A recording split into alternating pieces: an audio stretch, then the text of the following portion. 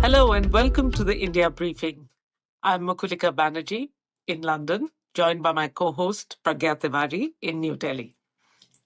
The Victoria and Albert Museum in London is currently hosting a major exhibition called The Great Mughals that celebrates the extraordinary creative output and internationalist culture of the golden age of the Mughal court, about 1560 to 1660, during the reign of its most famous emperors, Akbar, Jahangir, and Shah Jahan.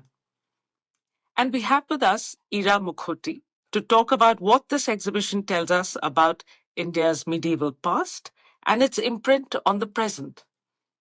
Ira Mukhoty is one of the leading writers and thinkers of medieval Indian history.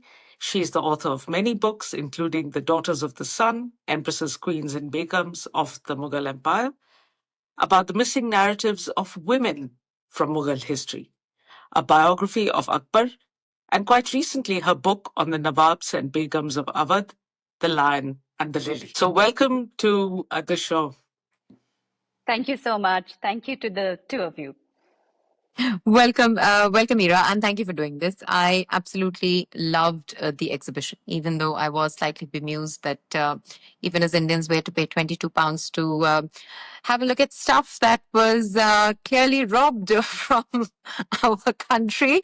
But that's neither here nor there. I thought, Ira, we could begin first by perhaps if people are not quite well acquainted by why the shadow of the Mughal Empire, the Mughal dynasty looms so large over Indian history. Perhaps you could give us a quick sense of that before we get into more details. Yes, absolutely. And thank you for having me here to talk about this wonderful exhibition, which I also recently visited. And as you were saying, it's sort of the irony doesn't escape us that we have to be here in London to be able to appreciate in its full splendor these objects which are no longer in our country. Having said that, the Mughals are it was established by Babur. So Babur was the first of the so-called Great Mughals. The first six of the Mughals are referred to as the Great Mughals. And he came into India in 1526. And what is really interesting to understand is that he was a prince in search of a kingdom to rule. He was not, as later, recordings would sometimes imply that he was a marauder. He was just looking for booty. Not at all. He was a prince who had been disinherited from Central Asia. He was a direct descendant of Timur, known as Tamerlane in the West. And he, as a prince of the Timurid dynasty, was looking for a homeland, a place to rule as a king that he rightly, thought of himself as a prince and a king. Finally, he was never able to recover his own lands in Central Asia, in Samarkand and Fergana. So he came into India and established the Mughal Empire in 1526. At this time in the world, it's pretty extraordinary to think back at that time because the world was being completely ruled and influenced by three great Islamic dynasties. So at the same time, you had the Ottomans, the Sunni Ottoman rulers in modern day, Eastern Europe, North Africa, the Middle East, at the height of their powers. You had the Safavid Shia Persians next to us in Iran.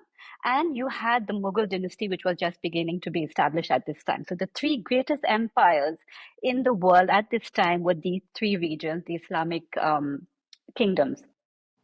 Babur came into India with these notions of being an heir of Timur. So he had these notions of Timurid splendor, what it meant to be a Timurid king.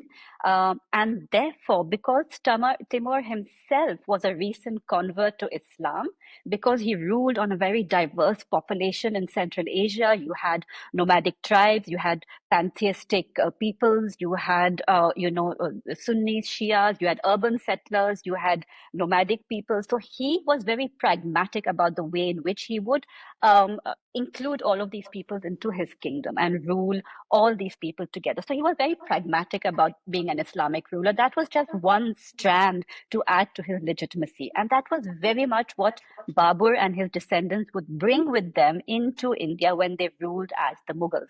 In fact, they never called themselves the Mughals. We'll talk about it later. I'm sure that will come up. It's a fun fact that I always like to bring up. So the Mughal Empire begins in 1526, ends around, it's debatable. It ended really when the British kicked out the last emperor in 1857. So for those, 300 odd years, you had the Mughal Empire. But the Great Mughals last from 1526 to 1707, the death of Aurangzeb.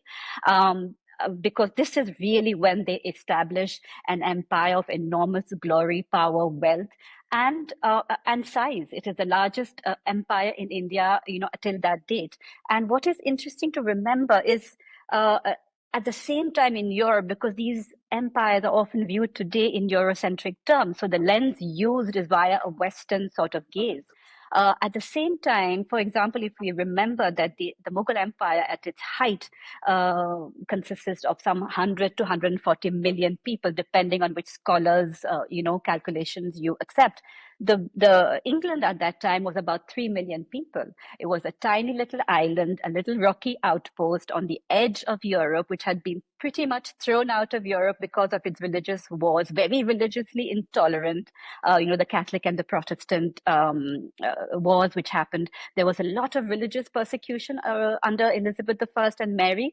And remember that Elizabeth I was the exact contemporary of Akbar the Great. So at the same time in which we will talk, I'm sure, about Akbar's policies of religious inclusion, Elizabeth I was carrying out religious persecution against Catholics.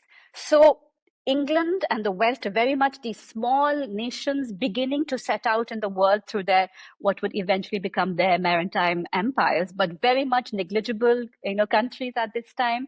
Whereas you have the Ottomans, the Safavids, and now the Mughal Empire beginning to rise from 1526 onwards. I do know the fun fact, but I can't wait for you to share it with the rest of our listeners about, where the term Mughal comes from. But I want to pick up on something that you said earlier about the kind of legacy of Timur that Babur is bringing into India, or modern day, current day India, when he's coming in. And one of the things that I was struck by in the exhibition is the sheer number of wine accessories and wine cups, perhaps, drawn to rather than struck by the sheer number of wine cups and wine accessories. I mean, the entire range of craftsmanship was absolutely spectacular. But it also got me to start thinking about the religious identity of the Mughals in the polarizing reductive discourse of our times. Very often, the Mughals are reduced simply to their religious identity, that they were Muslim rulers who imposed Islamic rule on India. But religious identity is always complex. It intersects with so many other identities that we have. So I thought that I might ask you to dwell a little bit more on this aspect as it is revealed by the objects that we see in the exhibition, because perhaps that also allows us a way in which we can think about how the Mughals influenced the socio-religious aspects of India as it is today. Yes, absolutely, Pragya. Thank you for bringing that up. I think, it is something that we fall into constantly, these binaries that we impose on people, across the board, whether we're talking about gender nowadays or religious identity. None of these things are binaries. None of these things can be reduced to simple yes or no, black or white, male or female. We are complicated as human beings. We have complicated histories. What's really interesting is that today the word Mughal has become a byword for luxury, for ostentation, for wealth, for power. The fact is that the Mughals of the Mughal Empire never called themselves the Mughals at all. The word Mughal is an anglicized corruption of the word Mongol, because when the Europeans came into India, they thought that the Mughals came from Central Asia and they were descendants of Genghis Khan, and so they were Mongols. The Mughals refer to themselves as Gurkani or Gurgania, which means the in-law dynasty, because Timur called himself that, because Timur was he founded his own empire, and he was not connected in any way through to Genghis Khan.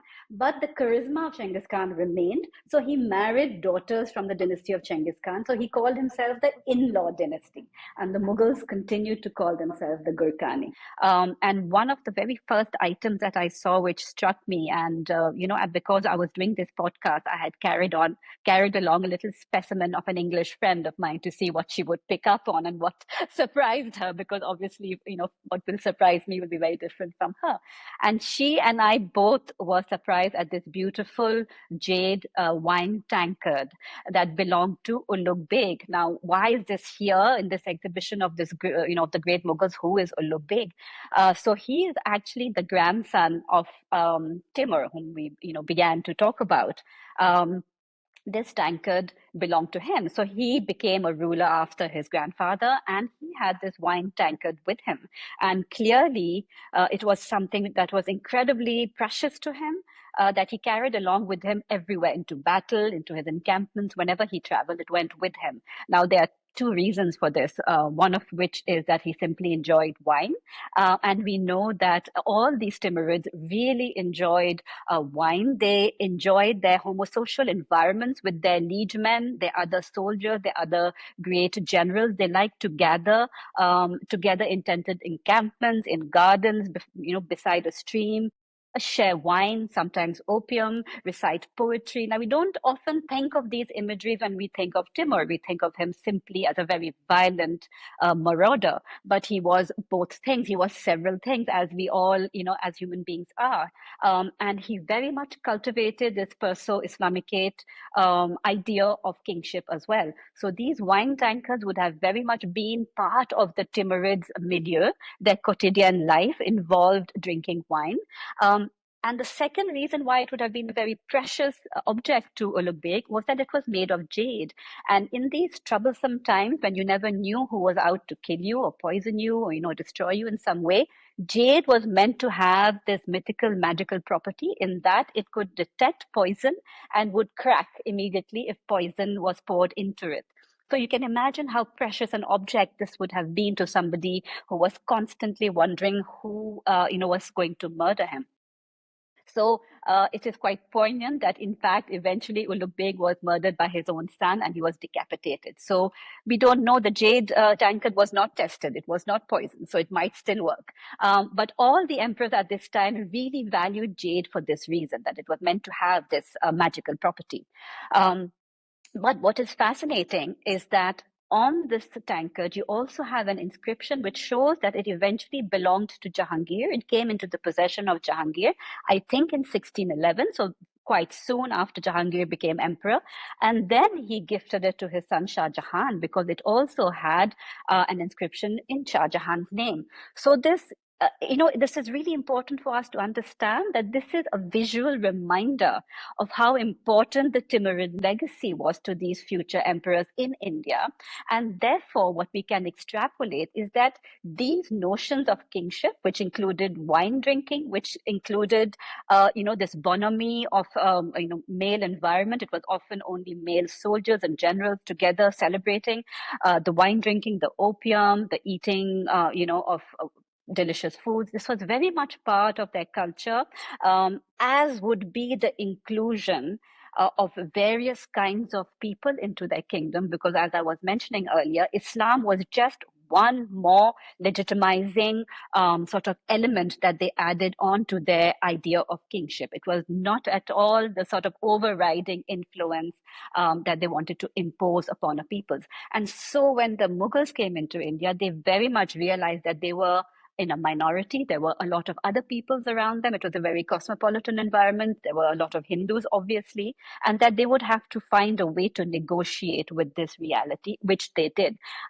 So this tankard is a reminder of us of all these various thought processes that were happening. And I think anybody who visits the museum, the exhibition, will note that there are a great deal of, in fact, wine cups, which will become ever more delicate as you go along the centuries. Jahangir's cup and then Shah Jahan's cup, they are much less let us say, virile in appearance. They're much more aesthetically refined and beautiful because that is how Mughal art progressed. But the importance of wine remains, as did this connection to their Timurid inheritance. I think Pragya should have been, that would have been her ideal age to be living in India, where wine was the Without a override. doubt. Without a doubt. Uh, So this drinking culture you're describing, Ira, is very male dominated. It's a man's world, right? But you have written about women in Mughal India. What does this exhibition tell us about the women in this period? What impact it has on women's lives now? I mean, what is the legacy of that aspect of the Mughal period? Yes, Mukulika. So that's, this is a very complicated question to answer. And to be honest, you would need to have a separate exhibition on the influence of women, of the Mughal, of the women of the Mughals, and also the effacement that happens. Now, we very briefly, because the Mughal Empire coincided with the age of, the European maritime expansion, it actually almost exactly coincides with the coming of the British, the Portuguese, the French, but primarily the British. And the ways in which they would colonize and then write about India and its women means that we have inherited that legacy, as you are very aware of. And so the British would go on to completely to view the women with a very prejudiced eye, with a completely tainted perspective on what these women were. And so we are inheritors of this idea that Mughal women were sequestered in a certain space, that they were completely invisible from daily life. They were uneducated. They were there only for the Mughal emperor's pleasure. All they spent their time doing was beautifying themselves, wearing jewelry, and sort of languishing in this closed zenana space. Now, I've written an entire book about that, showing that that was not the case at all. And again, we know that this is so because it comes from Timurid, the way in which the Timurids viewed their women. So there is a very amazing instance of the Spanish ambassador going to the court of Timur and seeing that his main wife was in fact partaking of these festivities. She was there in a separate tented enclosure, but very much visible, with a very gauzy veil over her face, so that her features were visible. She was enjoying, Pragya, you'll be happy to know, wine with her companions in a mixed environment. There were men with her as well. So this continued through the generations. The Mughals were like that with their women, especially the early Mughals, Babur and Humayun. We see their women very visible around them at that time, very lightly veiled. They move with, for semi-nomadic people, it is impossible to keep women sequestered in a certain space because you are moving all the time, right? Yeah. So the first thing I would point out to a visitor is this amazing painting that is dated to 1545 and which shows an important incident in the life of the third of the great Mughals, Akbar, because he has been separated as a child from his parents, Humayun and Hamida Banu Begum, who have to go to Persia because they have been basically, shunted out of India by Sher Shah Suri. So for 2 years, they seek the hospitality of the Persian Shah. And when they return, Humayun, they are all then reunited with their families and with the child Akbar, who's I think 3 at this point. And Humayun wants to carry out a little experiment. He wants to know whether Akbar can recognize his mother after an absence of 2 years. So all the ladies are dressed similarly, and Akbar, of course, runs up to his mother, it is said. And this amazing moment, which I suppose they want to show foreshadows Akbar's greatness because he's able to recognize his mother. This important moment when Humayun comes back as a king once again with Hamida Banu Begum, reunited with his family, is shown in a folio of the Akbarnama, and it is there in the exhibition. And what is amazing is that it shows all these Mughal women whom we now know, especially through the work of Ruby Lal, the feminist historian. We almost know each a single one of those ladies who was depicted by name. We can, sort of assign identities to them because we have now uncovered so much more information that had been hidden, that was lying there, but had been ignored by mostly men, historiographers and historians. So now we know that Hamida Banu Begum is right there embracing her son. There is also Gulbadan Begum, who is Babur's daughter, who will write a biography later on. There are probably two foster mothers who are very, very key at this time, and who will be, one of them will become very, very powerful and influential later, Mahamanga. There's also Bega Begum, Humayun's first wife, who we now credit with overseeing the construction of Humayun's tomb. So all these extraordinary women are there in this one single folio of the Akbarnama. So I would, encourage visitors to go and see this document. There's also, we know later on, these women became influential in different ways. Jahanara Begum, the daughter of Shah Jahan, and Mumtaz Mahal, writes this it's a document which is unique, in the Islamic world, which is a biography of a Muslim woman from within the Zanana. So she is writing about what her, ecstatic experiences are as a Sufi murid. So she is wanting to become a Sufi. She is on a mystical journey, a religious journey, and she writes a biography of her experiences. This wonderful, unique document that has also been largely ignored. It is still not translated into English. It is in Persian. Those scholars are working on it, and I'm hoping this year, Professor Sunil Sharma will be publishing his wonderful translation of it into English. But it is there as well in this exhibition, and I encourage people to have a look at it. So we know from this that women were highly educated, that they had their own agency, that they were trying to do things not because any husband or brother. She was an unmarried woman, remained unmarried her whole life. She is trying to accomplish something on her own merit, something that she wants to do for herself. There is also, of course, Nur Jahan is perhaps more familiar to a Western audience, the wife of Jahangir. There are some gold mohars of hers, gold coins, which she has stamped with her imprint, with her face and her name, which is unique for, again, a Muslim woman. It was an imperial prerogative to have your name on your coins. So she did this for herself, and some of them are there. There's also an image, a painting, which is signed by a woman painter. Now, this has often intrigued people.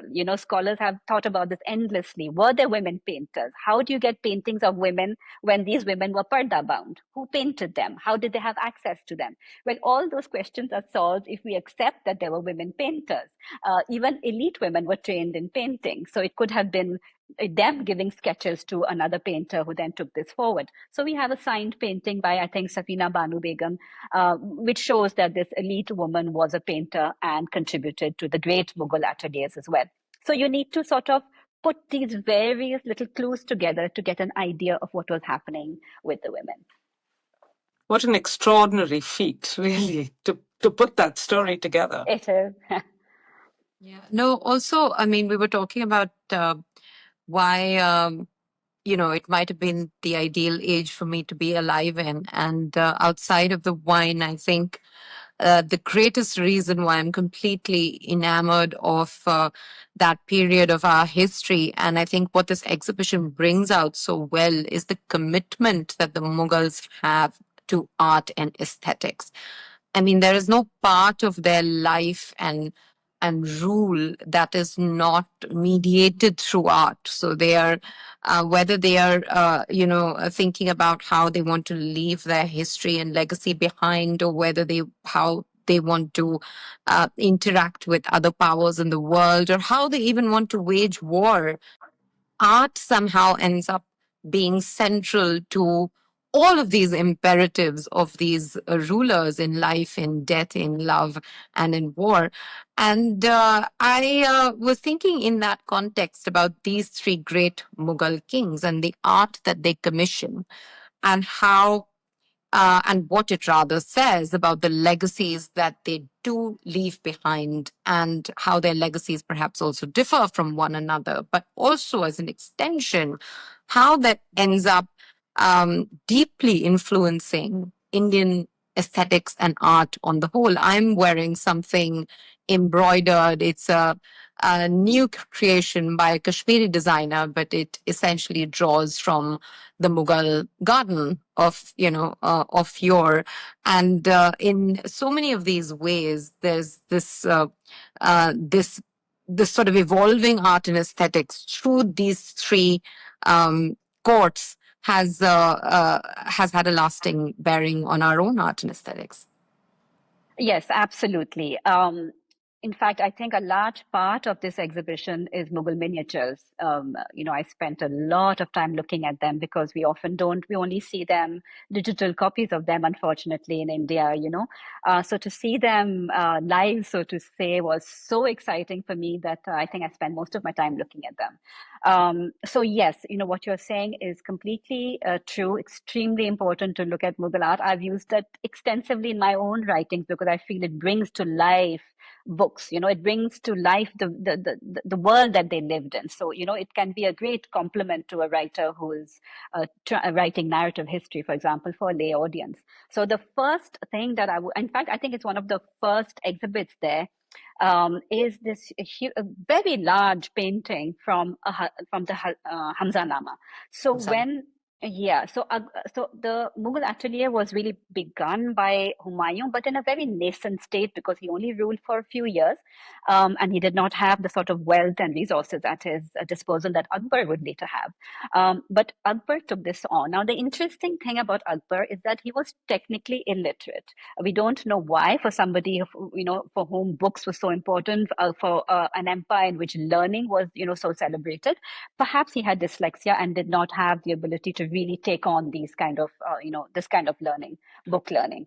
But so what he loved was to listen to stories being told to him orally. So you would have Kissa Khwans, who were professional storytellers, who would learn entire texts by heart and would recite them with, voice modulation, actions, in a very, in a way which would bring those stories completely alive. It was, this is what they did professionally. And so he really enjoyed doing this. And one day he realized that, or just came to the conclusion that it would be even more enjoyable if you had images accompanying the Kissa Khwans as they sort of recited these exciting, adventures. Because when he was a very young man, he especially enjoyed these sort of stories which told of adventures, which told of conquests, of battles, of magical, stories, rescuing people. Hamzanama is typically, a story that revolves around those sort of ideas. So he decided to get the Hamzanama illustrated. Now, this was a huge project. It would take 15 years. It would generate 1,400 images.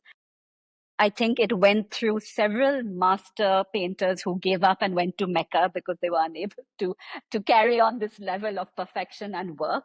And it led to these gorgeous images, some of which are at the exhibition. And they are quite large. They are about a foot high. And they would have been held by a person. As the Kissa Khwan was narrating, he would hold up the appropriate image. So almost as a theater prop. Very different from what we imagine Mughal miniatures to be like. And then he would keep changing those images as the story progressed. So what happens when Akbar decides that he wants the Hamzanama illustrated early in his reign? So he had only with him a few Persian master craftsmen, master painters who had come with Humayun mostly when he came back from exile from Persia. So to do this enormous work, he had to bring in 100 further artists. And these were mostly Hindus, Gujarati or Rajput artists who brought in their traditions, their painting traditions, pre-Mughal traditions, and contributed to the Hamzanama. So we see, as if a viewer goes and has a look at this, you will see that the paintings of the Hamzanama are quite different from the Persian paintings that were happening at the same time, under the Safavids. So you do have the Persian eye for detail, for meticulous, minutiae.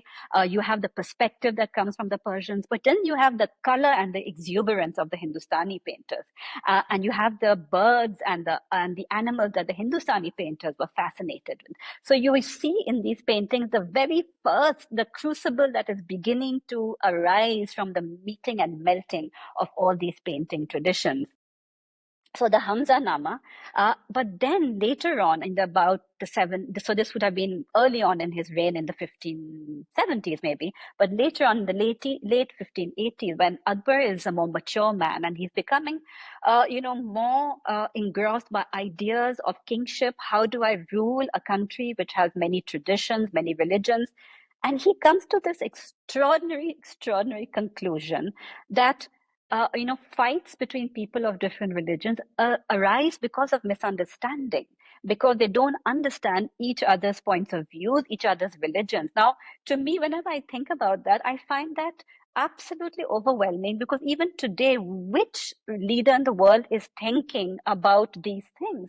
Who is saying, let us make the other person feel included in my country or my empire by understanding their point of view? This is what Akbar sets out to do. And he believes that if certain important texts that the Hindus revere, like the Mahabharata and the Ramayana and many others, like the Panchatantra and more and evermore, if these are brought into the court, if they are translated into Persian, made into paintings as well, if his courtiers, his Muslim courtiers and others are made to read these texts, they will understand their Hindu counterparts better. Similarly, the Hindus will read these texts and understand that there are certain flaws of logic in these books, especially in our great epics. Nobody can accuse them of being rational or logical. So when the Hindu courtiers read them, they will understand that certain things may not be logical. So he initiates this project, which I find really, truly moving. It is a translation project in which you have Sanskrit scholars, Hindu priests, Brahmins who are collected, at his court at Fatehpur Sikri at this time. He has his Persian scholars, he has his Persian translators, and these texts, the Mahabharata, for example, is explained by the Brahmins. They translate them into Braj Bhasha orally. They speak them out to these Persian scholars who listen to the stories and then translate them into Persian.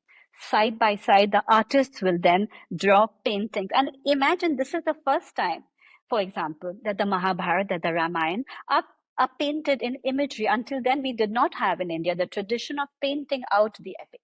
They were only recited. So for the first time, when he produces the Razamnama, the Book of War, which is the Persian translation of the Mahabharata, it is the first time that this has been done. The first time that it is brought into Persian, which is a language easily accessible. Sanskrit is only for the Brahmins. Persian is for everyone who has an education. It is brought into Persian and it is illustrated for the first time. And here again, we see this liminal moment where this thing has never been done before. This is the first time that these images, so you can see that Ram and Lakshman, for example, in one of the folios which is there at the exhibition, they look a little bit like Mughal courtiers because they have muchis, as well as the top knot. So you can see that these artists are kind of bringing together their own backgrounds. They're bringing to this project, extraordinary project, their own thinking, their ways in which they can assimilate various cultures to bring about this unique document, and so the Razamnama for me really exemplifies Akbar's role and what he is trying to do, and really it is the very best of what the Mughals were trying to do through this 250 years of their rule. So that is an important document. I think people would enjoy having a look at that and seeing that. Then you have Jahangir, during the time of Jahangir, painting traditions change. So another result of the Hamza Nama is that after those 1400 images were produced and the hundreds of artists were used, a lot of them were then released because you no longer needed that sort of volume of production. Maybe the resources had to be used elsewhere as well. So all these painters would go on to Gujarat, they would go on to Rajasthan, they would go on to various later sub-imperial courts, and they would carry that Mughal tradition, which had already become sort of a blended tradition. They would go to these other courts, introduce them to this Mughal art, and where once again it would diffuse slowly out into all the various courts of India, becoming something each time a little bit different, but also retaining some of its Mughal tradition. So Sorry, Ira, before you move on to Jahangir, I had a quick thought.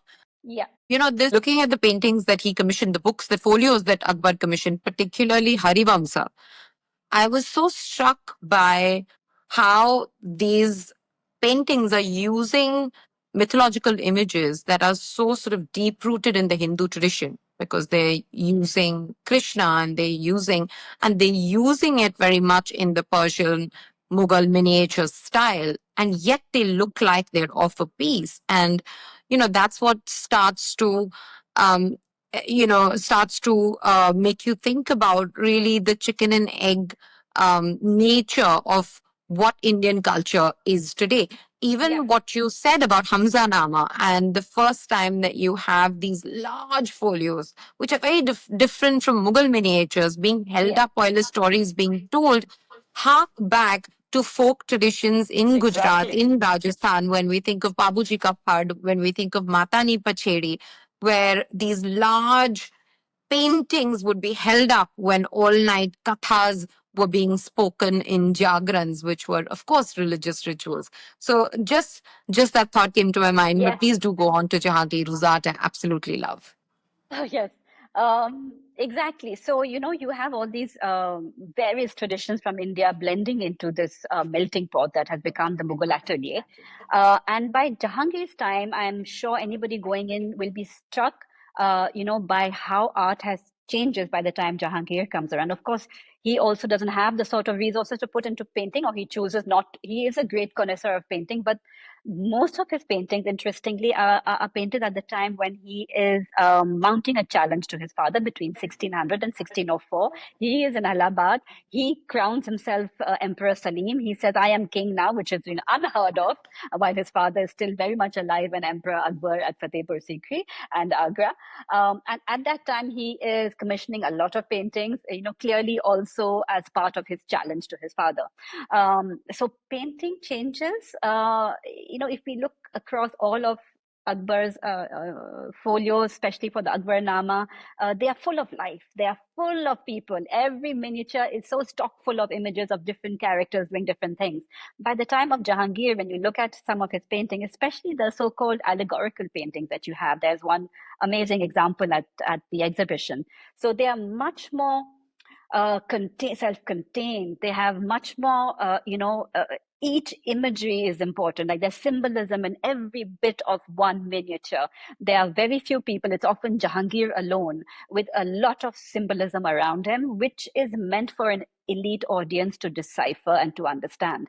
So because of course by now Jahangir is emperor, it's a well-established empire. He's no longer doing the sort of thing that Akbar had to do. So he can just make these claims and send out the certain idea of kingship and sovereignty that he wishes to proclaim.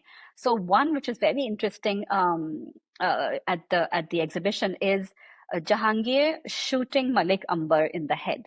Now, Jahangir, by the time Jahangir comes about, there are far fewer battles to be had. Most of the empire has been shaped in the shape in the largest extent that it would be later on, of course, a bit more under Shah Jahan and Aurangzeb. But a great deal of the fighting has been done. But one person who stands up to him constantly is this Ethiopian, initially slave turned general, Malik Ambar. From Ahmednagar, and he has more or less become a sultan, and he is ruling in his own name. And he keeps, fighting with the Mughal governor who is sent to him. And Jahangir is really fed up with Malik Ambar, and he sends his son Khurram, later Shah Jahan, to deal with him. And Shah Jahan comes back and says, yes, he has now promised to be obedient. Of course, the minute the Mughal encampment and army leaves, Malik Ambar is very much back to his old ways. But Jahangir is so infuriated by this man that he has this allegorical imagery painted of himself standing on the globe, shooting an arrow into the decapitated head of Malik Ambar, which is upon a stake. And this is just so typically Jahangir. And because he is obviously, he never meets Malik Ambar face to face. He is certainly never in battle with him, but he decides that this is what he wishes to do to him. So this will jolly well happen. And here's the image to prove it. And around him are all these symbols, which are so beautiful and amazing. So you have his, he had this chain of justice strung out at Agra, and he said anybody could ring it. Whoever wanted justice could come to his court and ask for justice, whether you were highborn or lowborn. You could come and get justice for yourself, redress for yourself. So you have that chain, painted into this image. You have a lot of European imagery as well. You have cherubs at the top, because by this time there were a lot of European oil paintings which had arrived primarily through the Jesuit missionaries. So they were the Mughal painters were imbibing ideas of perspective, of shadow, of certain imagery that they liked, like the cherubs, the angels. So you have cherubs at the top, I think, throwing birds of paradise onto Jahangir's head, whereas Malik Ambar's decapitated head has an owl sitting on it, which is an inauspicious sort of symbol. And Jahangir himself is standing on a globe, so he is, master of the world, Caesar of the world. All those ideas are being conveyed to, an elite audience through this one imagery, which is, also at the same time patently not true. So I love what this image tells us about Jahangir, about his ambitions, what he is trying to do, how much he is not able to do, but how he uses art at the end of the day to convey all these conflicting emotions, and how we see so many of the strands of painting that are coming through, in this one image. And then Shah Jahan, the one that is being used, and the iconic image of him as king of the world, which we are, I think, seeing on posters of the exhibition. Again, you see Shah Jahan very much. I think I have an image of him somewhere. You have him on the globe, and very much again by this time wanting to convey what it means to be a sovereign, what it means to be a king. And it is painted by one of his Hindu artists, Bichitra, who was particularly good at this style. And what's fascinating is that he is flanked at the bottom by a sheep and a lion. So these are two creatures that would normally be in conflict with each other. The lion would be attacking the sheep, but here the sheep is very maternally licking at the lion, so telling us, the audience, that during the reign of Shah Jahan, all enemies and all potential antagonists are in such a state of peace and happiness that they can get along with each other, that there is no need for any strife, no need for anybody to be fighting with each other. And so very important. And what's important, also interesting for me, is that the lamb and the lion are Elizabethan ideas as well. So you can see the European ideas seeping into Mughal art, very, pragmatically becoming part of Mughal art. Now, who can say that this is not Mughal art? Whether it's the cherub, whether it's this imagery, they are also sort of, being assimilated into the idea of what Mughal art is. And Shah Jahan is telling us that the entire world, the natural world and the world of men, is living in a world of perfect harmony with each other.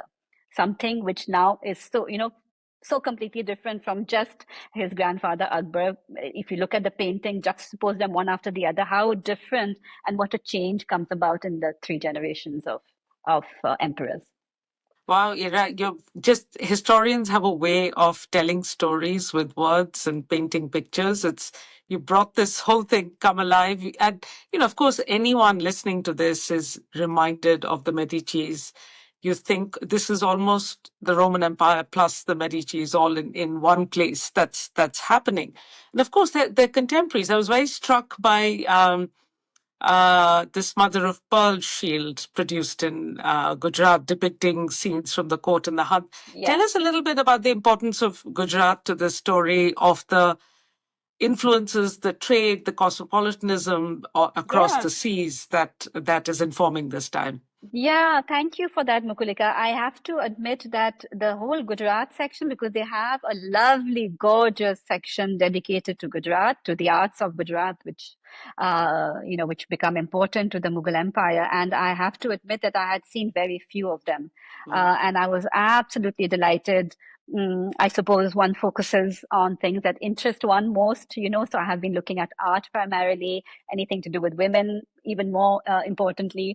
So I had not seen some of these objects, and the mother of pearl shield, that is there, that you mentioned, is so striking. And of course, the Gujarat province was extremely important to the Mughal Empire. When we know that because in the Akbarnama, which is a biography of Emperor Akbar written by Abu al-Fazl, there are many, many pages dedicated to the great battles that he fights when he starts to bring Gujarat into the empire as well.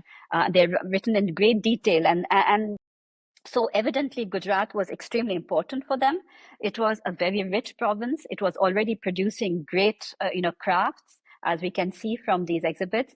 It was a center of trade because of the very important seaports, of Surat, for example, through which trade was carried out internationally. So they were already producing goods which were which were luxurious items of great luxury, which were sent overseas, which were greatly prized.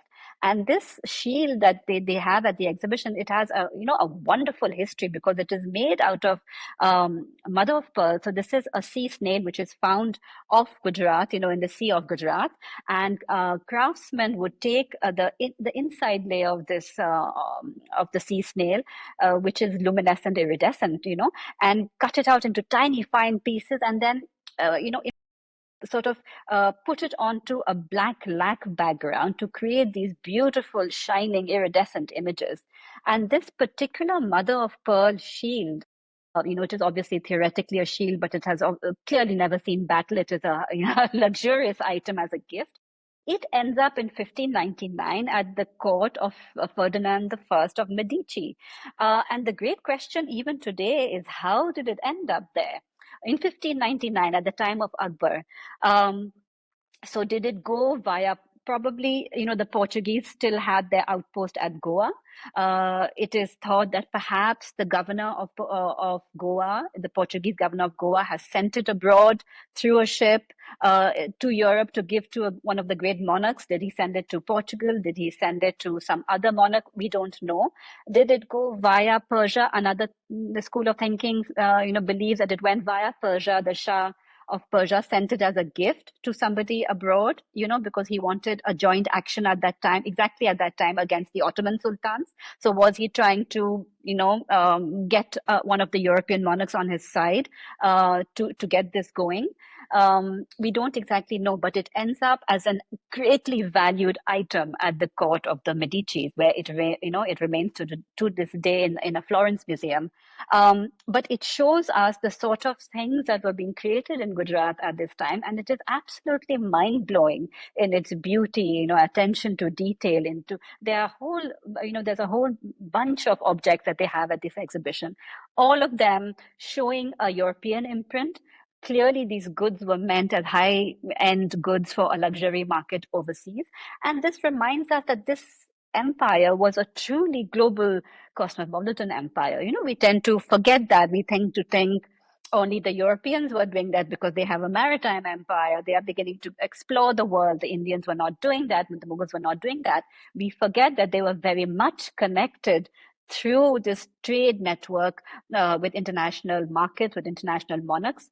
Akbar was sending ambassadors overseas, something that is quite unique. Pragya was mentioning that I have written a book on Awadh in the 18th century. In the 18th century, no one apart from Tipu Sultan was doing that. They were not in touch with what was happening overseas. Whereas Akbar in the 16th century, sending ambassadors to Persia, to the Ottoman Sultan. He even thought of sending one to Spain and Portugal, and then eventually it comes to naught. He sends his ambassadors constantly to Goa to keep in touch with what is happening. So this is a cosmopolitan empire which is sending objects overseas, which is bringing in objects, which is bringing in influences. And you can see from the Gujarat collection the heavily Europeanized influence of the caskets, of this shield, of the drawings on them using biblical imagery. Clearly, these are going overseas. So you can have you have a really strong sense of this vibrant trade that is taking place in the Mughal Empire through the Gujarat province when it becomes part of the entire empire. What also strikes me, Ira,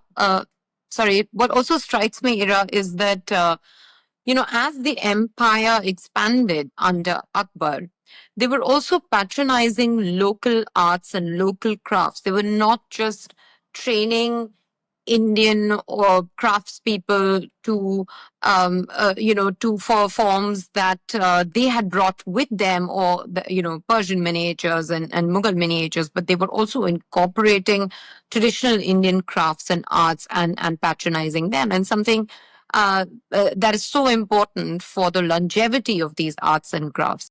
In post-independent India, this is something that we've struggled with. We've set up institutions, but they've not often been successful in being able to carry forward textile traditions, crafts tradition, arts tradition. In fact, we have a podcast with Mala Singh on this where she talks about the need for textile revival, despite what private actors have done.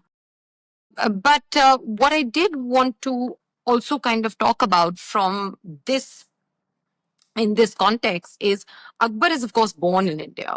But by the time, Shah Jahan is on the throne, this is, in many senses, truly an Indian dynasty, right? This is now fourth generation in India. And I wonder how that kind of assimilation comes through the craft of the objects that we are looking at and the kind of pieces that start to appear. Yes, what I really enjoyed in the exhibition as well is, as you say, from the time of Akbar, Akbar starts marrying Rajput princesses. And it is really from the time of Akbar that you see Rajput influence beginning to come into, Mughal traditions of all sorts. Akbar himself began to adopt a number of the traditions of the Rajputs.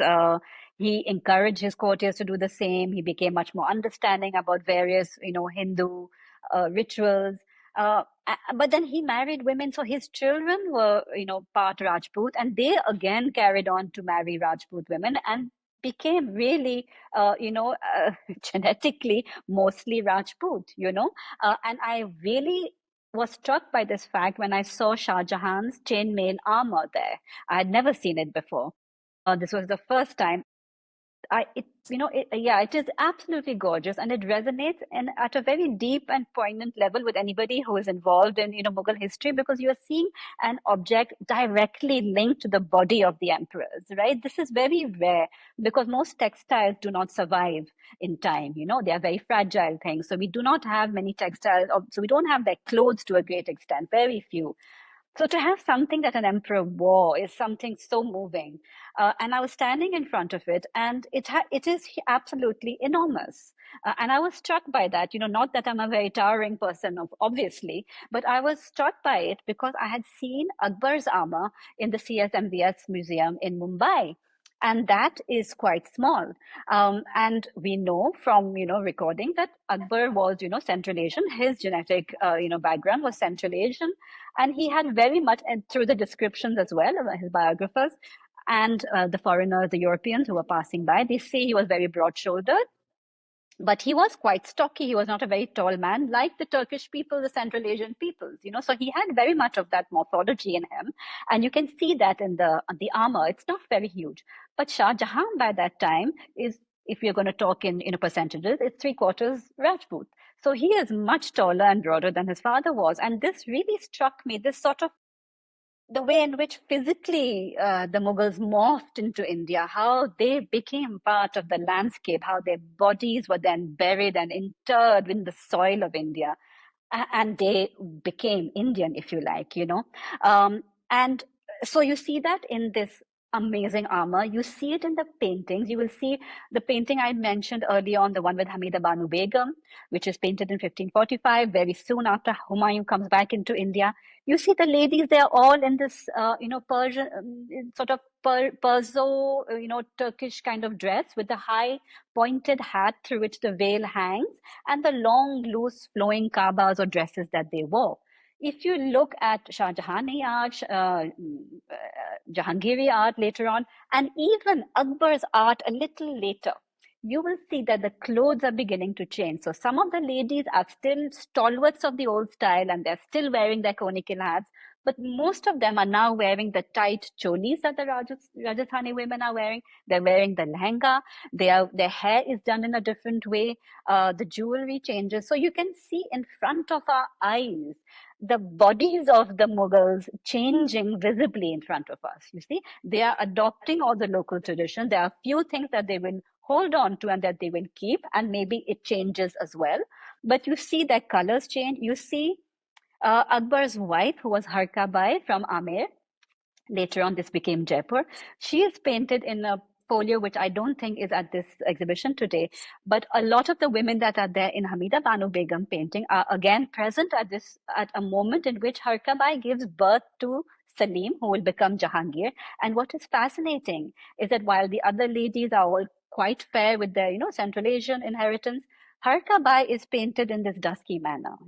So you have this visual evidence in front of us of what the emperors and empresses and the daughters and sons are becoming as they integrate the culture of India. So there are a lot of these things that you can put together and see how it is evident without even going into the details of art. For people who are not art historians, needn't even go into those details to say, okay, this is coming from Gujarat, this is coming from Rajasthan, because you have a lot of that as well. You can just go and see how visually, physically, the kings and the queens and the daughters and the sons are themselves changing as they come into India. What they are wearing changes as well. Great. Building on that, Ira, as you know, our podcast is really for, as we say, the India curious. And a lot of the people who are India curious may have visited India, encountered its monuments, its art, the famous ones like the Taj Mahal, which is, of course, the absolute pinnacle of the Mughal art that you've been talking about, or having seen Humayun's tomb in Delhi. You encounter India's heritage in isolated ways through different objects and buildings. And what you're doing for us is bringing alive this, and what this exhibition does is brings alive all these objects and production of this exhilarated production of different influences in one place. So you've just spoken about how Indianized, if you want, the Mughals become over generations through marriage, but also through different syncretic practices, creating this cosmopolitanism that you've been describing for us. Can you now tell us a little bit about the nature of the courts themselves and of these three great emperors and the cosmopolitan nature of these courts? Who are in it? Are there all kinds of castes, different regions, languages? What is the nature of these courts? Yeah, that's a wonderful question and a wonderful observation, because we are struck, I think, as readers and observers in the 21st century. I was really struck by how very cosmopolitan these courts are right from the beginning. Now, already when these Mughals come, into India, they're bringing, like Humayun, for example, brought a lot of Persian painters, calligraphers, bookbinders, all the great arts of Persia. At that time, Safavid Persia is sort of the apex, in terms of the sort of art that is admired in Perso-Islamicate empires. So you have all of that. Then when you are, when they come into India, then they bring in the Hindustani artists, they bring in the Indian traditions of, art and of the book and various artists and craftspeople, as we saw with the Gujarat, mother of pearl. But we also have Europeans from I think 1570, 80 onwards. We have Jesuit missionaries coming to the court. So they were invited by Akbar, who was, very hospitable to them, told them to come and tell his court all about Christianity. And you will all know about the Ibadat Khanas that he would later set up, these sort of conference halls where religion was encouraged to be discussed. So we had different scholars from the different religions. So they began by only pitting Shias versus Sunni scholars to see, what would come out of these encounters. But then you had Brahmins coming into it, you had Christians coming to it, the Jesuit missionaries coming into it, you had Jain scholars being invited to it. So all sorts of religious traditions encouraged to come and debate out their ideas. So you see the same confluence happening at the court as well, because these men are then part of the daily darbar. You have the Jesuit. So there's a painting now, I forget which one exactly, but you can almost use it as a little quiz if you're going to go in and see this exhibition. There are little missionaries in their all black clothes, who really stand out from the Mughal courtiers in their gorgeous jewelry and clothes. And they are there in the middle, in the middle of the Darbari crowd. You see one little person in all black clothes. So you have the Jesuits present at court as well.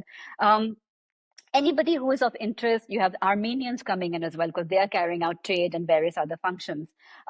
You have obviously a great deal of Iranian migrants coming into the court. You will later on have Afghans as well. And from the local perspective, you have all the local rajas who are slowly being brought into the Mughal Empire, because we know that Akbar set up this incredible mansabdari system, where courtiers come from across the land. From the great generals can be Rajput, they can be from the Deccan, they can be from Gujarat.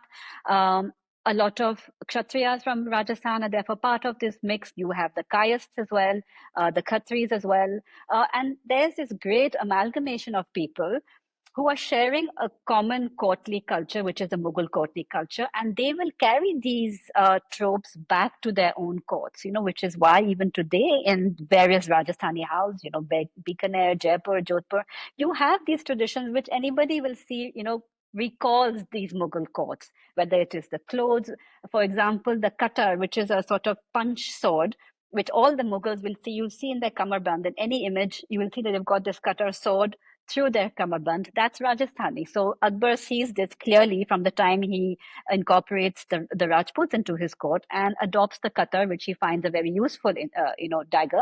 And all of the Mughal courtiers will have it in their kamarband. Similarly, the other courts will take back this Mughal culture into their courts, and it becomes part and parcel of the culture of various sub-imperial courts in India. So you have, this, and even in the 18th century, when I was writing about Awadh, it was so interesting to see how even in the 18th century, in the late 18th century, this notion that Mughal culture is what binds us together. It is what we must aspire to. It is what we must make our own if we are to have claims of kingship, are still alive. With the Nawabs of Awadh, it is so alive. So they are incorporating Mughal art, Mughal architecture, but they are bringing in Lucknowi styles, Lucknowi craftsmen to make it also slightly different, because by this time the Mughals have lost most of their power, because of the incursion of the British. And so they are mounting a challenge, but the challenge that they are mounting is in a Mughal taxonomy.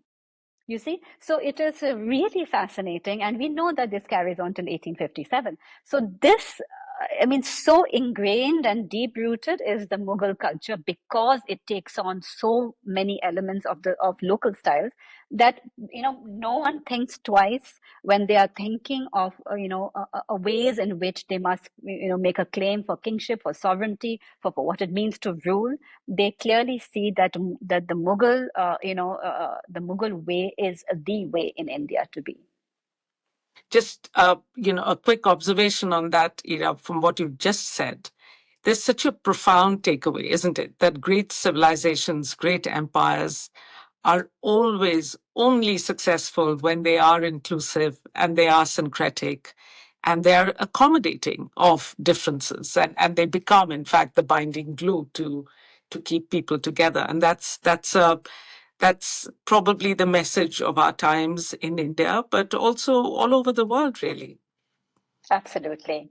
No, absolutely. And, that's right. And even Aurangzeb, who we know was more orthodox, a lot of it was for pragmatic reasons. The ulema were very much against, experimentation by this time.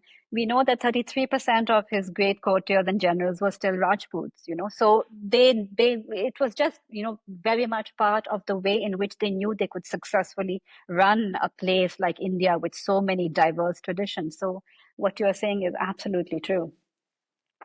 No, absolutely. And this is not to romanticize out of context, because obviously frictions existed and fault lines existed. But I think this gives us a sense of how India has come to be what it is today through these conversations, debates, disagreements, and exchanges. It's evolved into this messy, beautiful thing that we all love and call our country. And thank you so much, Ira, for your insight Thank into you. Mughal India and its role in shaping modern India. You've made me want to see the exhibition all over again. For those of you who are listening, it's on at the Victoria and Albert Museum in London till the 6th of May. If you like this episode, please like, share, subscribe. We are so grateful for your support once again. Thank you, Ira, and goodbye, all of you.